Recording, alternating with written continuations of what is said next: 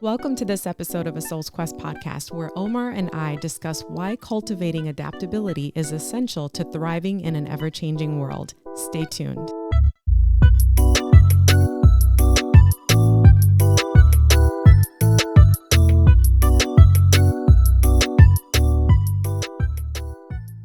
Hey, what's going on? Well, welcome to another episode of ASoulsquest podcast. Welcome to another episode of ASoulsquest podcast. How's it going?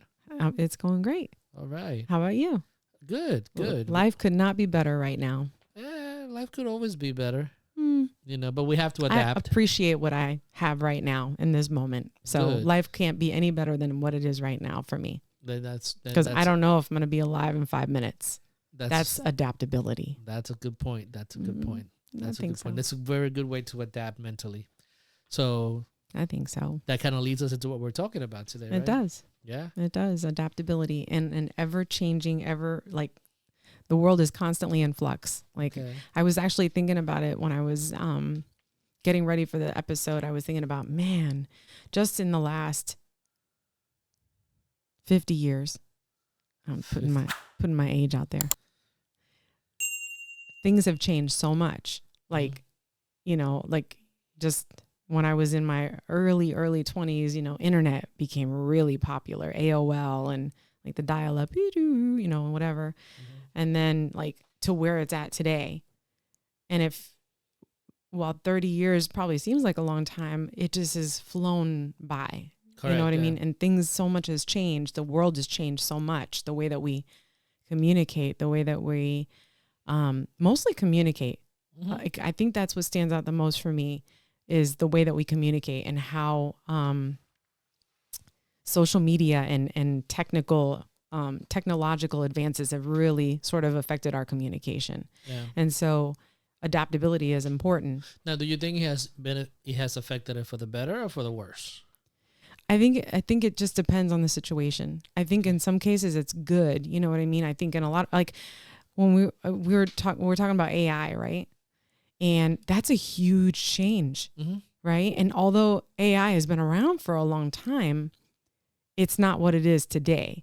The thought of it and movies about it and stuff like that has been around for a long time, right? Correct. So it's been a thought for a long time. Mm-hmm. But just having things like ChatGPT and things like that, some people might say that's destroying our ability to think and to be, to use our cognitive abilities, right? Mm-hmm. But I would argue that you need cognitive abilities to get the AI to work for you. Yeah.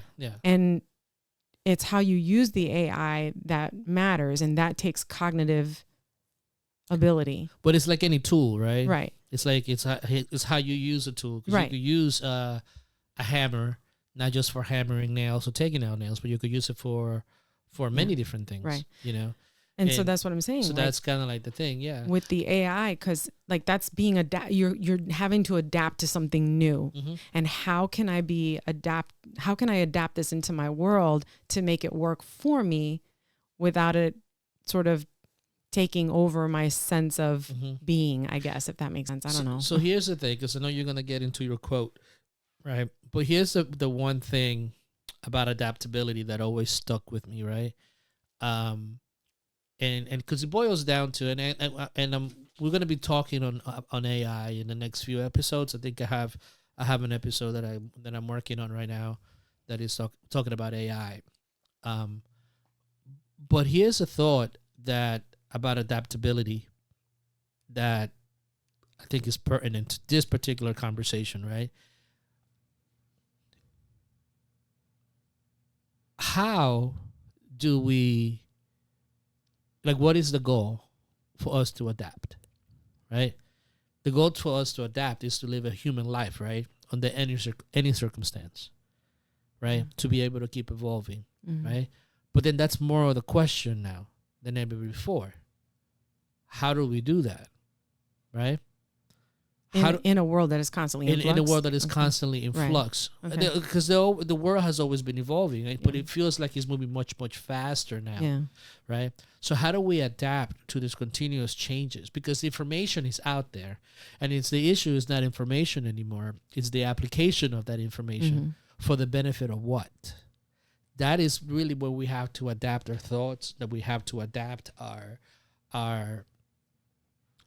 way of being and our way of seeing the world in order for us to figure out what that will look like. How is all this knowledge and how do we adapt to all this stuff that's around us, all this knowledge, as the information, all these different tools? How do we adapt to that and live a human life or an earthly life more than it encompasses everything, right? Which is ultimately the ultimate objective from what I've seen. Yeah. So how do we do that? And I think that's kind of like why it's important to understand the need to be adaptable under any circumstance. Right. Right. Yep. Which we're going to go into. So let me, I like this quote actually. Yeah.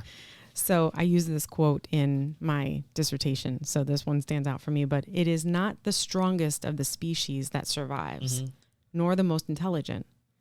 It is the one that is the most adaptable to change. Yes. And that's by Charles Darwin. Yes. You know what? It's like there's so many interesting things about, the origin of species and all that, right? The interpretations of it all. And how can, an idea, evolution, survival of the fittest, which is not exactly what it was said, right? But nature has so many other key components to it, right? There's a lot of collaboration in nature. Yeah. Right? A lion doesn't hunt by himself Right. or by herself. Lionesses, they go in pack, right? There's collaboration, and then it's shown between different animals. There's collaborations, birds caulking to letting other animals know that there's a monkeys doing the same thing. There's a lot of collaboration, and I think that when it comes to evolving and adaptability, we have to kind of like let go of the mythology of the fittest always thriving, right? Yeah. It seems like that's the reality, and we build a lot of our structures based on that concept. But the reality, and it's been proven over and over again, that collaboration is really what actually propels the species forward, and adapting to that collaborative, keeping the individual, which is I'm big on that, keeping the individual identity, but also being able to collaborate is something that has always been able to propel us forward. So we got to keep that in mind without losing ourselves. Without losing ourselves. Yeah. So which is living that human earthly life too. Correct. Not losing yourself. So yeah. So adaptability obviously is the ability to adjust and to assimilate into any situation, right? And so there's a lot of reasons why adaptability is important, which is what you alluded to just a little bit ago. And so there's tons of reasons why it's important. Yeah. For jobs, for being able to be financially successful. Help me out here. For just life. No, I know, but I'm just for the purposes of, sharing information yeah. and stuff like that. I think it's helpful it's important to remain relevant, to remain relevant in any circumstance, really.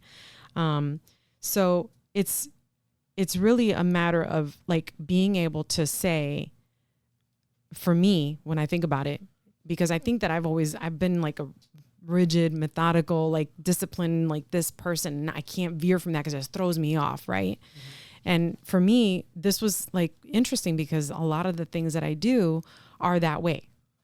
That's not a bad thing. No, but it's being able to be, oh shit, I just hit a bump, and not get thrown off by that, and adapting to what that bump propels us into, or what situation it brings up, or the challenge or the obstacle that it presents, because those things, those obstacles and those challenges and those bumps in the roads are what build our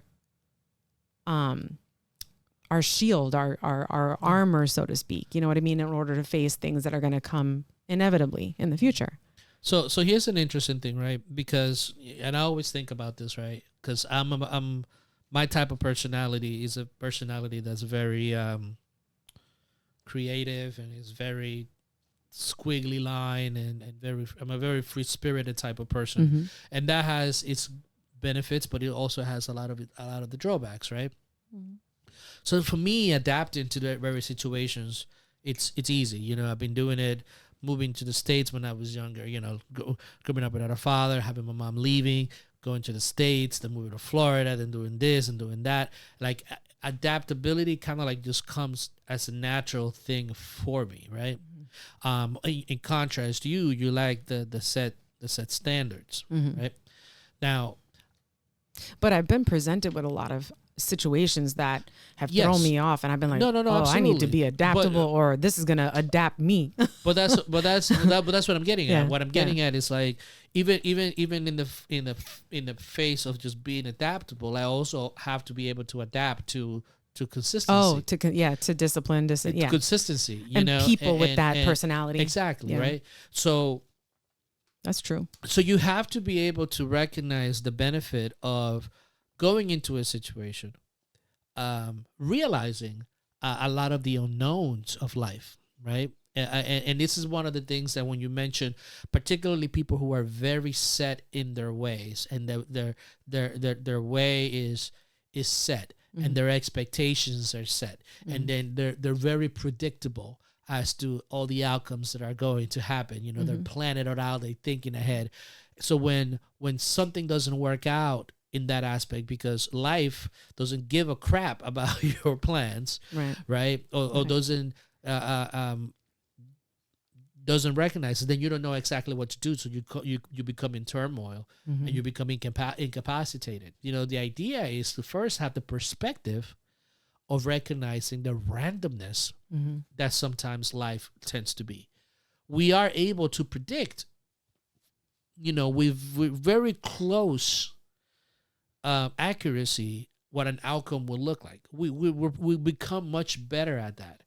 However, that's a statistical probability of science, but it's not an actual fact that is always going to work out like that, right? You know, you see it in space travel, right? Space travel, the smartest people in the world work on that, right? But they know that deep down inside, something might go wrong that is completely outside. So what do they have to do? The more they do things, the more they learn, the better you become at it, right?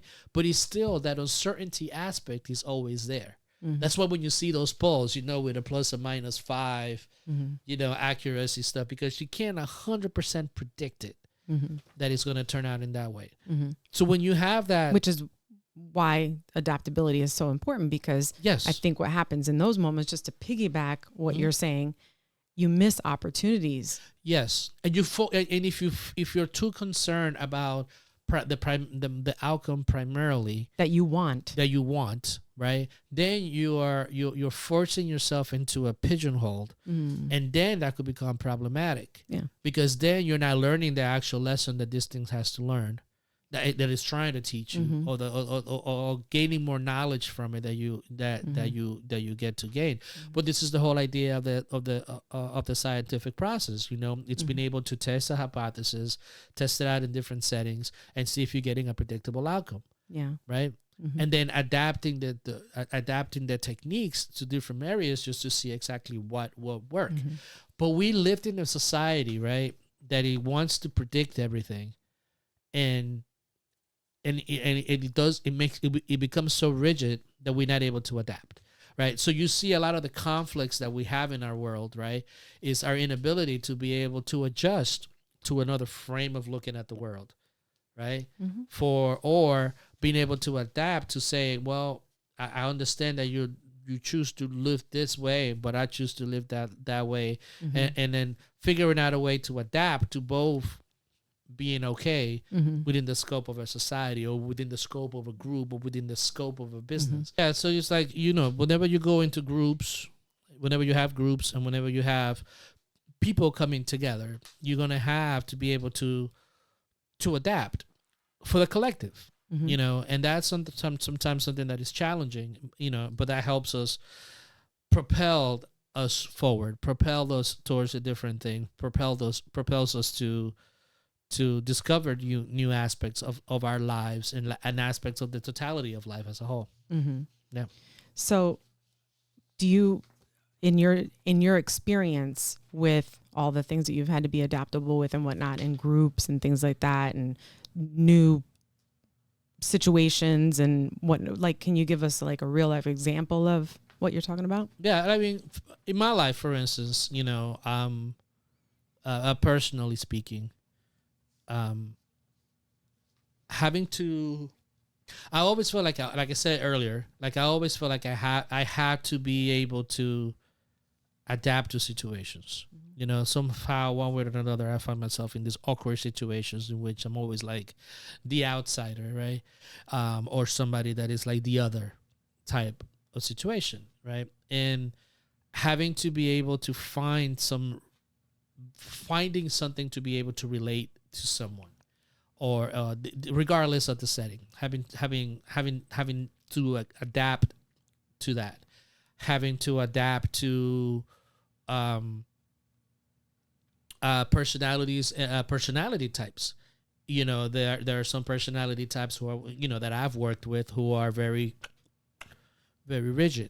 You know, and again, that's necessary to a point. But in order for it to change, and in order for it for something to improve, you need someone that could see something a little bit further down the line, right? So when you have those two things, I had to be able to adjust and be able to say, okay, well, I gotta be able to bring this person along to see these things, right? It's like, oh, you and I working together, right? Like you said, you're very by the book, very succinct. You like a lot of structure, you know, but I'm, on the other hand, are like in the creative process on a continuous basis, right? So I have to be able to bring it down and be able to spend time explaining, okay, this is the reasons why, this is what I'm seeing, you know, and get you more involved into the thought process behind our philosophy and the reasons what we're doing, right? But when it comes to like operational stuff, like this is your area of expertise and where you thrive at it, right? So as an individual, I had to be able to adapt to share my message with my closest person, with the person closest to me, so that she could understand, or that you could understand. Oh, okay, I understand. But, you know, sometimes, Omar, you got to bring things down to the process so that you could understand it. So that's a practical way of to me, in my life, in the way that I have to operate to be able to adapt to what I'm confronted in life, right? Same thing mentally. You know, sometimes when things are not going my way, I have to be able to adapt and not fall back to my negative thoughts. So I have to constantly be on the lookout for that and adapt that mentality into something else. Mm. I always think about, like, now that I'm hearing you say that, is that I had a boss one time that was really rigid. Like, this is how we have to do it. This is how we're going to be. You know, we have this much money in our budget, and, you know, we were told by these people not to spend it on this and that. And so we're just going to stay within, like, he didn't want to color outside the lines at all. Mm-hmm. And I found myself being really frustrated with him. And I used to always think, why can't he just be more flexible, be more like less rigid, and be more open to trying things and you know, kind of being edgy, you know, pushing the boundaries a little bit, because you never know what's going to happen if you just take some chances. And that's a lot about adaptability is about taking chances too, and doing things and seizing opportunities. And I used to always like get so frustrated with them. And now that I think about it, as we're talking about this, I'm thinking, you know, I think part of the issue was I wasn't adaptable either in understanding his personality and trying to work with that. You know what I mean? And I think that's really important too, in you know, because we're thinking about it in one way in terms of I got to be adaptable, or this is what I got to be. But there are other people who are not going to recognize that they need to be flexible. They're going to be rigid. They're going to be whatever. And so how do we then adapt to that person? Not necessarily doing what they do and being what they are, but how can I work with this person to get them to be or see that there are opportunities out there that we can take advantage of. And I don't know if this makes any sense, but it's kind of like, I'm thinking like, wow, how much of an impact could I have made on this person had I approached that and been more flexible with my being so frustrated and rigid in that way, and wanting to impose my belief system on him. Yep. And it's interesting because, later on I have another boss, and while he's methodical and rigid and whatever, he's much more open and flexible, and in a lot of ways very open to hearing what I have to say and share with him, and sometimes will change his mind about things based on things that I will share with him. So I'm listening to this book right now. It's called The E-Myth, right? And it's a very popular book on the business circle and the entrepreneur circles, right? And he talks about the 3 types of personas that you have inside of you. Obviously, you have the entrepreneurial person, and that entrepreneur person is the one that sees the big vision, the big picture, all the full of ideas and things of that nature, right? Then you have the manager, and the manager is that person that is like, this is process based, and then you also have the technician, which is the person, this is the one that does the job. So when you have those 3 people, and I'm listening to this book, and I'm like, oh crap, that's like the adult, the parent, and the child. Right, the psychological transactional analysis thing. And what you have is that we have those different personalities, the different traits, and one of them is more powerful. It's always more powerful within us throughout our lives, right? So, for instance, I'm more of the child entrepreneurial guy with more ideas and foresight and things of that nature. And that situational, sometimes it's problematic. But it's also necessary. So it's like you have to adapt to the situation based on your strong personalities. But also, like you said, it's that you have to become also aware, because we don't live in isolation. When, as individuals, we have to keep our personalities and who we are. But we also have to be aware of the different types of people that we come across. Be able to get a probe. And be able to try to understand, even if it's simple things like, okay, this person is process based, they need that, like I always got along always with HR and finance, right? Because I know these are people that just they want things to be like this, so me saying, well, you're missing the point because this and that and the other, it's not going to work. It's like, there has to be like that, so when you're looking at that stuff, you have to be able to understand their point of view, and then and adapt your verbiage or the way that you're talking based on that. It's the same thing with relationships. There's always one person that's more organized than the other. There's this and that.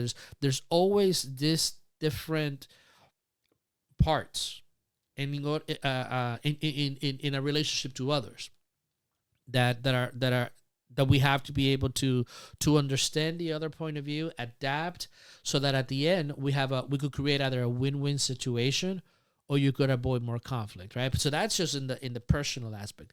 When it comes to the universal point of view, right, adapting to changes, it's imperative to survive. We're going through some economical changes, like in the United States and in the world. You got BRICS, and you have all these changes happening right now, and it's very uncertain, and it feels like everybody's on pins and needles because, oh my God, are we going to go to war? Are these things happening? About all the changes, and how do we come out of this uncertain level, right?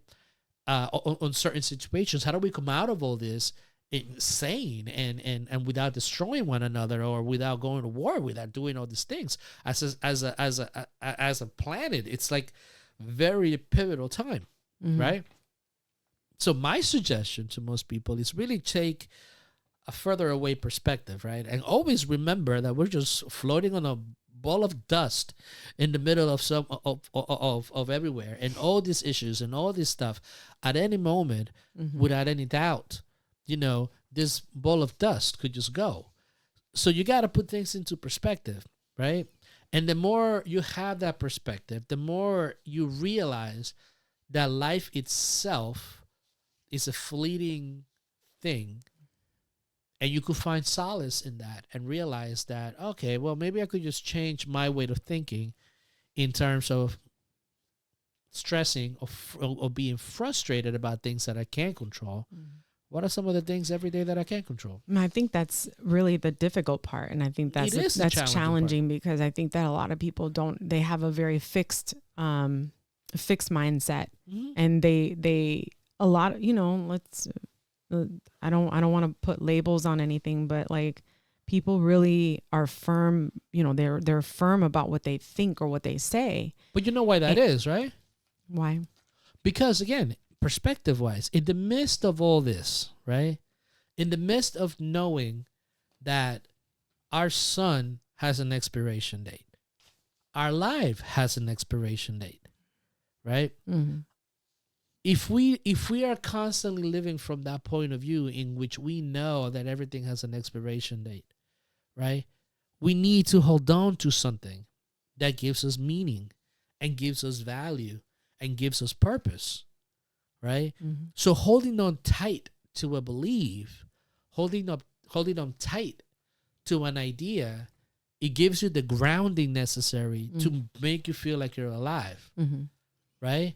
When you let go of that, there's uncertainty. There's nothing. Yeah. So how can you live from uncertainty?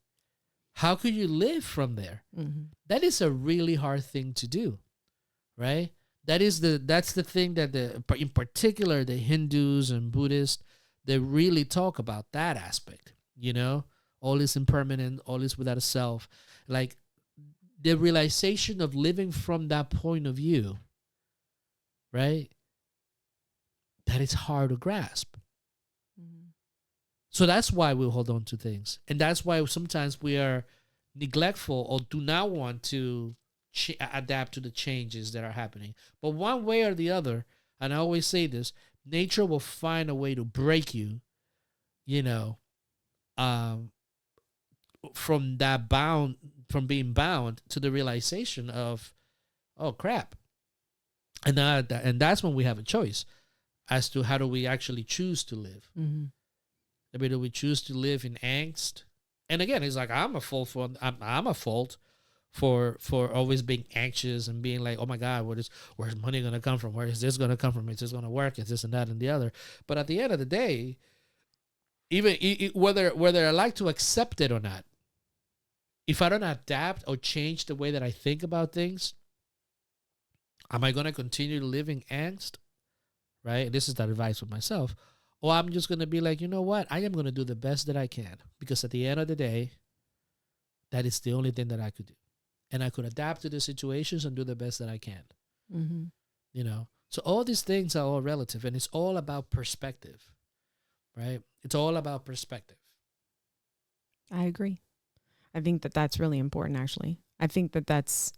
because we were having a discussion earlier and I feel like, putting things into practice, like thinking about, got to change how I think about things, got to change my approach, got to be more open and listen and acknowledge. And those are all traits that I've learned about being adaptable and even throughout my studies and things like that. And writing my dissertation and whatever, that was the thing. I had to be adaptable. And if I'm going to be adaptable, how can I improve that skill? That way I can put that on paper for other people to learn those traits as well, because it is I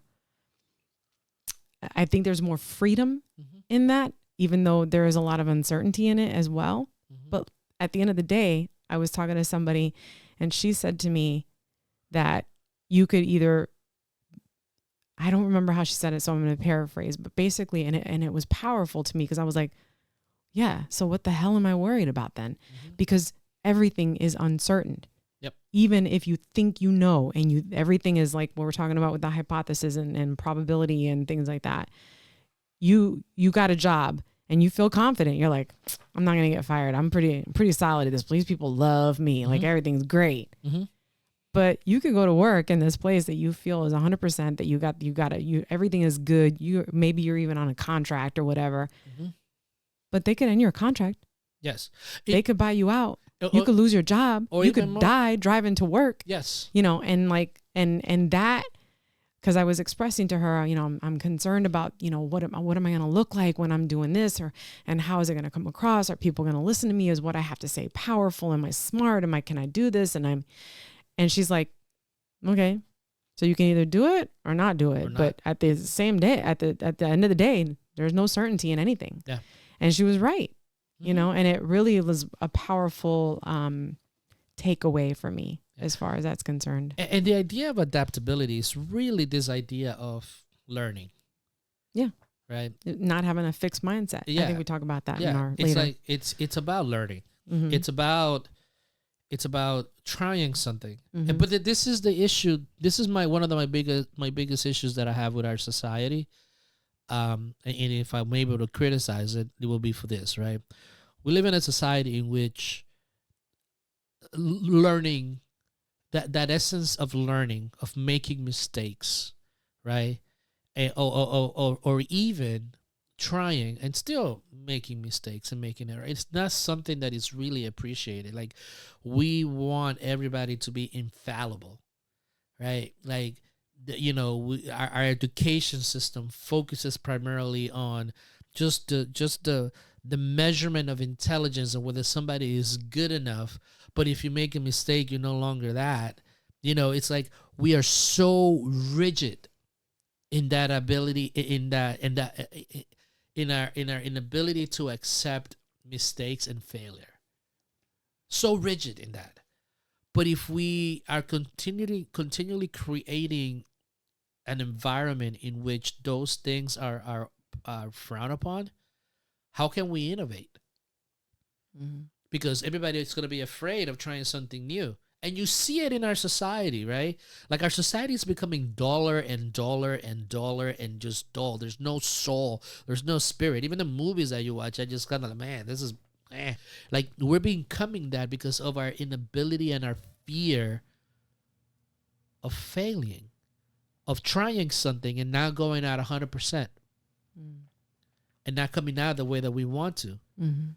Like, it's a sad thing, because that's when innovation and creativity and that idea of being able to adapt comes from trying something and say, okay, oh, that didn't work. But again, it's like we teach our kids, well, you got to see you're not good enough. Mm-hmm. The constant judgments, even social media is, those things we talked about, is this thing making ourselves better or worse? It's like that inability to just trying something, not succeeding, learning from it and moving on is something that we don't value in our society. We're so hell-bent on perfection, right? That there's no room for mistakes. There's no room for that. You got to be infallible. But and that's the interesting thing. Those are the paradoxes that we have to contend with on a regular basis. Yeah. How do we actually surpass that? Yeah. How do we break free from that? How do we break free from that? How do we and truly allow that educated part, we talked about it, the meaning of education, educated, right? And it's like that part of us that individual part of us to really shine and come through. Society doesn't do that. Our work environment doesn't do that. It's people are afraid of work to try something new because they're afraid of getting fired like that. Like you just mentioned your former boss. It's like, okay, we got to do it like this. Why? Because if I don't, my job is on the line. Exactly. So it's like we take those little things, and as if we don't stand firm as individuals, we start chipping away at things, and to the point in which our society takes everything away from us. But at the end of the day, too, right, as history has proven, right, nature, society, our human spirit has a way to always be resilient enough to adapt and move forward, whether we like it or not. And sometimes it'll do it without us. Yeah. Yeah, exactly. Yeah. That's what I was saying, is like, if you don't adapt, then you're going to be adapted because no matter what, nature has its way of, overcoming. Way. I mean, it's funny, like, it's something really silly. I was looking at this in our backyard. Like, we had this open space and we have something there, and it's just sitting there, and all of the overgrowth is slowly taking over this thing. And I thought it was beautiful in a lot of ways, because I was like, that's interesting. Like, we purposefully put this thing there just to store it, and out of the way, so it wasn't in the middle of like our yard or whatever, just off to the side for the purposes of using it. Our intentions are to use it later. And the overgrowth on it is number one, it's beautiful because it's a lot of vines, and things like, but it's like, wow, nature has a way of taking whatever is in its way and just swallowing it up and taking it down, you know? And I saw that and it made me think of the legend. Was it the legend? I Am Legend? I Am Legend. Mm-hmm. How the earth had been destroyed and whatever from the zombies and whatever, and all the overgrowth and you know what I mean? Look at Chernobyl. There you go. Real life example. That's real life exactly example is exactly Chernobyl. It. Yeah. And that, it just amazes me how Mother Nature will do that. Mm-hmm. And so if you're not adaptable, you will get adapted. I like that. Yeah. I like that. It's a good point. I like that. Yeah. So unfortunately I know we could talk about this forever, but, we talked a lot about adaptability. We talked about some practical things and some real life, personal things here, which was good. I'm glad you shared that.